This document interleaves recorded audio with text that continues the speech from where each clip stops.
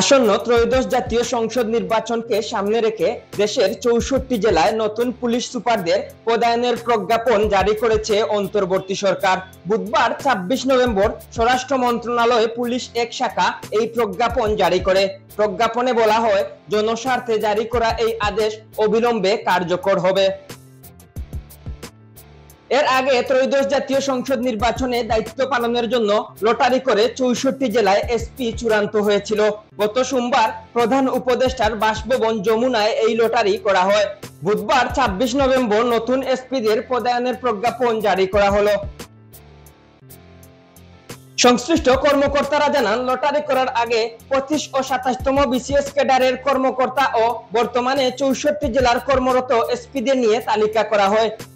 তাদের মধ্যে ফ্যাসিস্ট আওয়ামী লীগের অনুগত নয়, কর্মজীবনে সততা, সুনাম, দক্ষতা, যোগ্যতা ও নিরপেক্ষতা রয়েছে এমন কর্মকর্তাদের নিয়ে তালিকা করা হয়। পরে তাদের মধ্য থেকে লটারি করে ৬৪ জেলার এসপি চূড়ান্ত করা হয়। পুলিশের একাধিক উচ্চপদস্থ কর্মকর্তারা জানান, নির্বাচন কেন্দ্রিক পুলিশিং নিয়ে কোনো ধরনের বিতর্ক এড়াতেই লটারির পদ্ধতি নেওয়া হয়েছে।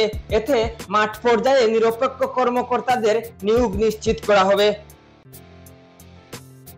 প্রজ্ঞাপন অনুযায়ী ময়মনসিংহের পুলিশ সুপার কাজী আক্তারুল আলমকে সিলেটে, মানিকগঞ্জের পুলিশ সুপার মুসাম্মদ ইয়াসমিন খাতুন হবিগঞ্জে, পিবিআই এর পুলিশ সুপার আবু বাশার মোহাম্মদ জাকির হোসেন সুনামগঞ্জে এবং নীলফামারীতে পুলিশ সুপার হিসেবে বদলির আদেশপ্রাপ্ত মোহাম্মদ বিল্লাল হোসেনকে মৌলভীবাজারে পদায়ন করা হয়েছে। এম কে তুহিন, আধুনিক কাগজ।